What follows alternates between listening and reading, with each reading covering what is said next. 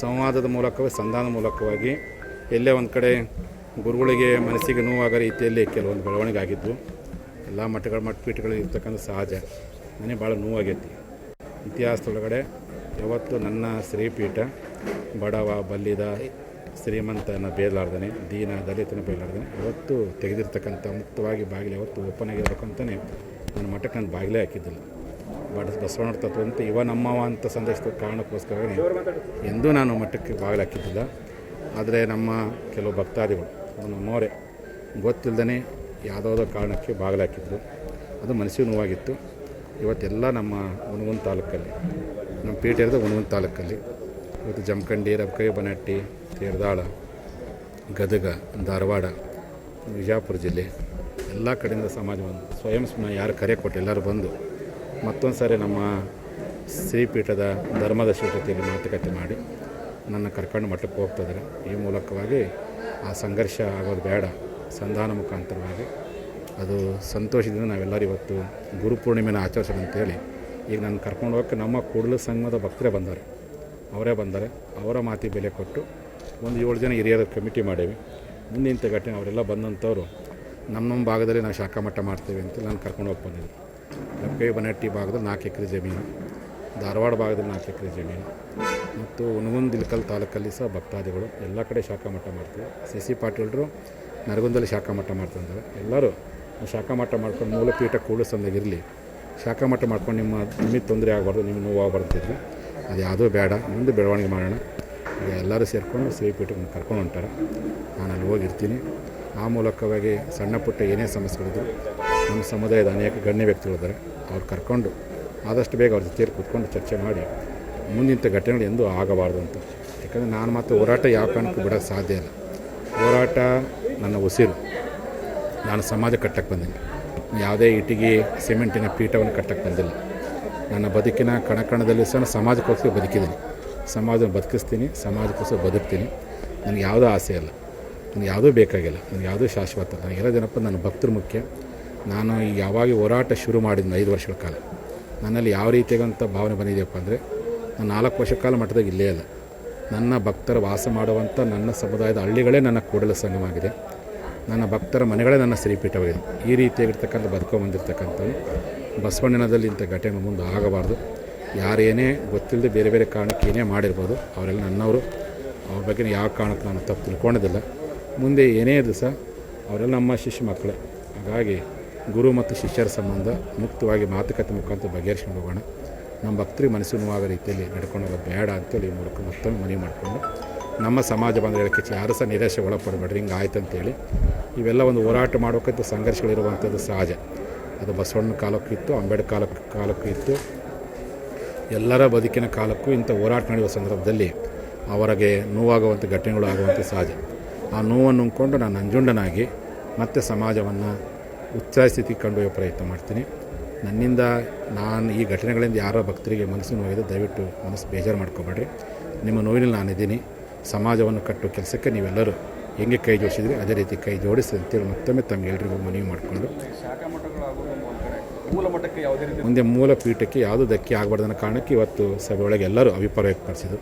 ನಮ್ಮ ತಾಲೂಕಿನ ಮುಖಂಡಗಳೆಲ್ಲ ಕೂಡಿ ಯಾರಿಗೂ ಮನಸ್ತಾಪಗಳಿಲ್ಲ. ಈ ಹೋರಾಟ ಕೆಲವರು ಮುಂದುವರಿಸ್ಬೇಡ್ರಿ ಅಂತ ನಾನು ಹೋರಾಟ ಮುಂದುವರಿಸ್ತೀನಿ ಅಂತ ನಾನಂದೆ. ಮುಂದುವರಿಸ್ಬೇಡನವ್ರಿಗೆ ಕೆಲವು ಟೈಮ್ನಲ್ಲಿ ಅವರು ಮುಂದುವರಿಸಿದಾಗ ನೋವಾಗೋದು ಸಹಜ. ನನಗೆ ಸಮಾಜ ಜವಾಬ್ದಾರಿ ಕೊಟ್ಟಿದೆ. 2 ಸಿಗೋವರೆಗೂ ಹೋರಾಟ ಪ್ರಮಾಣ ಮಾಡಿದ್ದೀನಿ. ಆ ಪ್ರಮಾಣ ಬಿಡಬಾರ್ದು ನಾನು ಹೋರಾಟ ಮಾಡೋಕ್ಕತ್ತೀನಿ. ಕೆಲವು ನನ್ನ ಜೊತೆ ಹೋರಾಟ ಬರೋಕ್ಕೆ ಇಷ್ಟ ಇಲ್ಲಪ್ಪ ಅಂದರೆ ಅವ್ರು ಕೈ ಬಿಟ್ಟರೆ ನಾನೇನು ತಪ್ಪು ತಿಳ್ಕೊಂಡಿಲ್ಲ, ಅವ್ರು ನಮ್ಮವರೇ. ಆದರೆ ಹೋರಾಟ ಮಾಡುವಂಥ ಸಂದರ್ಭದಲ್ಲಿ ಸಣ್ಣ ಪುಟ್ಟ ತಪ್ಪುಗಳಾಗೋದು ಸಹಜ. ಅದನ್ನು ತಿದ್ಕೊಳ್ಳೋ ಪ್ರಯತ್ನವನ್ನು ಅವರೂ ಮಾಡಲಿ. ನಮ್ಮಿಂದ ಏನಾದರೂ ನಿಮಗೆ ಮನಸ್ಸಿನ ನೋವಾಗೋ ರೀತಿಯ ಘಟನೆಗಳಾದರೆ ನಾನು ಸರಿಪಡಿಸೋ ಪ್ರಯತ್ನವನ್ನು ಮಾಡ್ತೀನಿ ಅಂತೇಳಿ ಈ ಮೂಲಕ ನೋಡ್ರಿ. ಅವರೆಲ್ಲರೂ ಅದನ್ನೇ ಭಾಳ ಬೇಜಾರಾಗಿತ್ತು.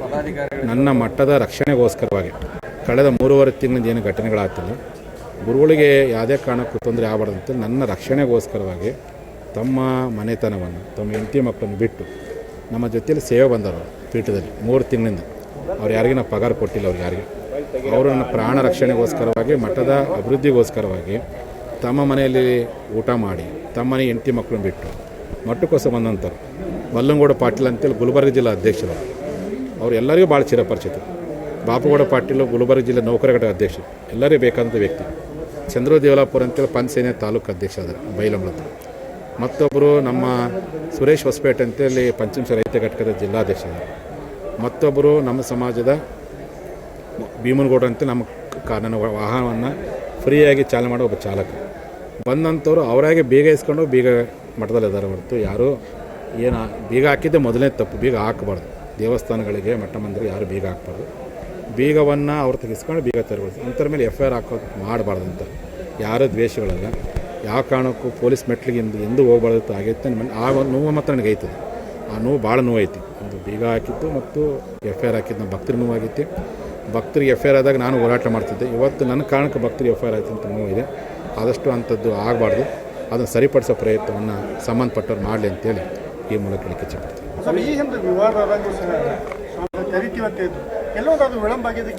ವಿಳಂಬ ಆಗಿದ್ದೇನಪ್ಪ ಅಂದರೆ ಜವಾಬ್ದಾರಿಯನ್ನು ನಮ್ಮ ಸಚಿವರಾಗಿರ್ತಕ್ಕಂಥ ಮಾಜಿ ಸಚಿವರು ವಿನಯ್ ಕುಲಕರ್ಣಿ ತೀರ್ಕೊಂಡಿದ್ರು. ಅವ್ರು ಸ್ವಲ್ಪ ಕಾನೂನಿನ ಅಡೆತಡೆಗಳು ಆದ ಕಾರಣಕ್ಕೆ ಈ ಒಂದು ಸಂಧಾನ ಮಾಡೋ ಪ್ರಯತ್ನ ಮಾಡಲಿಕ್ಕೆ ಇನ್ನು ಯಾರೂ ಮುಂದೆ ಬಂದಿಲ್ಲ. ಮತ್ತು ಸಂದರ್ಭಗಳು ಬರ್ತವೆ. ನಮ್ಮ ಸಮಾಜ ಹಿರಿಯರಿದ್ದಾರೆ. ಆ ಹಿರಿಯರ ಮುಖಾಂತರವಾಗಿ ಆದಷ್ಟು ಬೇಗ ಆ ಪ್ರಕ್ರಿಯೆಗೆ ನಾವು ಚಾಲನೆ ಕೊಡ್ತೇವೆ. ನಾನು ಸತ್ಯವನ್ನೇ ಹೇಳಿದನಲ್ಲ, ನಾನು ನಮ್ಮ ಮುಖ್ಯಮಂತ್ರಿ ಭಾಳ ಆತ್ಮೀಯರು. ಮೀಸಲಾತಿ ವಿಚಾರಕ್ಕೆ ಸ್ಪಂದನೆ ಮಾಡಲಂತ ನೋವನ್ನು ಹೇಳ್ಕೊಂಡೆ, ತಪ್ಪೇನೈತಿ. ಯಡಿಯೂರಪ್ಪರು ಸ್ಪಂದನೆ ಮಾಡಿದಾಗ ನೋವು ಹೇಳ್ಕೊಂಡೇನೆ, ಜಗದೀಶ್ ಶೆಟ್ಟರ್ ಸ್ಪಂದನೆ ಮಾಡದಿದ್ದಾಗ ನೋವು ಹೇಳ್ಕೊಂಡೇನೆ, ಬೊಮ್ಮೆಯವರು ಸ್ಪಂದನೆ ಮಾಡೋದು ನೋವಲ್ಲ, ಪಾಪ ಅವ್ರ ಮನೆ ಬಾಯಿಗೂ ಸತ್ಯಾಗ್ರಹ ಮಾಡೋದು. ಹಂಗೆ ಅನ್ಕೊಳ್ಳಿ ತಪ್ಪಾಗಿ ತಿಳ್ಕೊಬೇಕು. ನಾವು ವ್ಯಕ್ತಿ ವಿರುದ್ಧ ಹೋರಾಟವಿದೆ. ಆ ಸರ್ಕಾರದವ್ರು ಯಾರು ಇರ್ತಾರೋ ನೋಡ್ರಿ, ಇಬ್ಬರು ಗುರು ಶಿಷ್ಯರು. ಆಮೇಲೆ ಅವೇನೋ ಸಣ್ಣ ಪುಟ್ಟಕ್ಕೇನೆ ಭಿನ್ನಪ್ಪ ಬಂದಿರೋದು ಎಲ್ಲರ ಜೊತೆ ಸಮಾಜ ಚೆನ್ನಾಗಿತ್ತು. ಅವ್ರವ್ರ ದೃಷ್ಟಿಕೋನದಲ್ಲಿ ನಮ್ಮ ಬಗ್ಗೆ ತಪ್ಪು ಅದನ್ನು ಮುಕ್ತವಾಗಿ ಬಂದು ಬಗೆಹರಿಸಿ ಮುಗಿದೋಗ್ತದೆ. ನಮ್ಮಲ್ಲಿ ಯಾವುದೇ ರೀತಿ ಭಿನ್ನಪ್ಪ ಅವ್ರು ಇವರ ಹೇಳಿಕೆಗಳು ಮಾತುಗಳು ಕೇಳಿ ಭಿನ್ನಪ್ಪ ಬಂದಿರ್ಬೋದು. ಅವರು ನಮ್ಮ ಜೊತೆ ಮುಕ್ತ ಕೂತ್ಕೊಂಡು ಮಾತಾಡಿ ಮುಗಿಸ್ಕೊಂಡ್ಬಿಟ್ರು. ನಮ್ಮ ಕೂಡು ಸಂಬಂಧ ಭಕ್ತರೊಂದಿಗೆ ಅವರೆಲ್ಲ ಮಾತುಕತೆ ಮಾಡಿದ್ದಾರೆ. ಅವ್ರು ಹೇಳಿದ್ಮೇಲೆ ಮಾತಾಡಿದಾರೆ ಅಂತ ಇಲ್ಲಿ ವೇದಿಕೆ ಹೇಳಿದ್ರು. ಅವರ ಕೂಡು ಸಂಬಂಧ ಭಕ್ತರು ಬಂದು ಕರ್ಕೊಂಡು ಹೊಂಟಾರೆ. ಹಾಗಾಗಿ ಎಲ್ಲ ಇಡೀ ಬಾಗಲಕೋಟೆ, ವಿಜಯಪುರ ಜಿಲ್ಲೆ, ಗದಗ, ಧಾರವಾಡ ಎಲ್ಲ ಕಡೆ ಜನ ಬಂದಾರೆ. ನಾನು ಜನಗಳಿಗೆ ಕರೆ ಕೊಟ್ಟಿಲ್ಲ, ಕೇಳೇ ಪಾಪ ಅಲ್ಲಿಂದ ಬಂದಾರೆಲ್ಲ. ಈಗ ಹೋಗಿ ಅಲ್ಲಿ ಇದು ಮಾಡ್ಸೋಕೆ ಅದಕ್ಕೆ ಅಲ್ಲ, ನನಗೆ ಈ ಘಟನೆ ಇದೆಯಲ್ಲ, ಬೇರೆ ಘಟನೆ ನಾನು ಎಷ್ಟೇ ನೋವಿದ್ರು ನುಂಗ್ಕೊಳ್ತಿದ್ದೆ. ಈ ಘಟನೆ ಮನುಷ್ಯ ಭಾಳ ನೋವಾಗೈತೆ. ನನ್ನ ಸ್ವಾಭಿಮಾನಕ್ಕೆ ಪೆಟ್ಟು ಬಿದ್ದಿದೆ.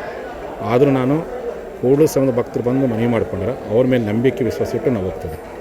ಅವ್ರನ್ನ ಭಕ್ತರಲ್ಲಿದೆ. ನಾನು ಯಾವುದೋ ಅಪೇಕ್ಷೆ, ನನಗೆ ಯಾವುದೋ ಆಸೆನೇ ಇಲ್ಲ. ನನಗೇನು ಮಾದನ ಮುಖ್ಯವೈತಿ. ಇವ್ರೇನೋ ಅವ್ರ ಆಸ್ತಿ, ಇವ್ರ ಅಧಿಕಾರ, ಇವ್ರ ಟ್ರಸ್ಟು ಅದು ಅವ್ರು ಏನೋ ಮಾಡ್ಕೊಳ್ಳಿ. ನನಗೇನಪ್ಪ ಸಮಾಜದ ಜನ ನ್ಯಾಯ ಕೊಡಿಸ್ಬೇಕು, ಪ್ರಾಮಾಣಿಕ ಪ್ರಯತ್ನ ಮಾಡ್ತೀನಿ. ಇವ್ರ ಆಸ್ತಿ ಹಿಡ್ಕೊಂಡು, ಇವ್ರ ಕಮಿಟಿ ಹಿಡ್ಕೊಂಡು ಇವ್ರು ಬೆಳೀಲಿ, ಎಷ್ಟು ಬೇಕಾದ್ರೆ ಬೆಳೀಲಿ. ಆ ಬೆಳವಣಿಗೆ ನನ್ನ ಸಂಪೂರ್ಣ ಸಹಕಾರ ಐತಿ. ನನಗೇನಪ್ಪ ಅಂದರೆ ಸಮಾಜಕ್ಕೊಂದು ಗುರಿ ಮುಟ್ಸೋಕ್ಕಷ್ಟೇ ನನ್ನ ಉದ್ದೇಶ ಐತಿ.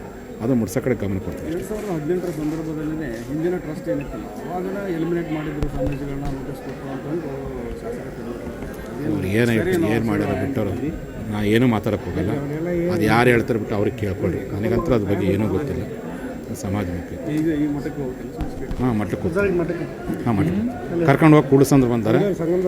ಕಳ್ಸಕ್ಕೆ ಒಂದೊಂದು ಇಲ್ಲಿ ಕಲ್ಲು, ನಬಕೈ, ಬನಟ್ಟಿ, ಜಮಖಂಡಿ, ವಿಜಯಪುರ, ಗದಗ, ಧಾರವಾಡ ಭಕ್ತರು ಬಂದರು. ಮಠದಾಗ ಇರ್ತೇನೆ. ನನ್ನ ಪ್ರವಾಸ ನಿರಂತರ. ಅದು ಮಠ ಕಾರ್ಯಕ್ಷೇತ್ರ, ಪ್ರವಾಸ ನಿರಂತರ. ಸುಖಾಂತ ಆಗಿದೆ ಅಂತ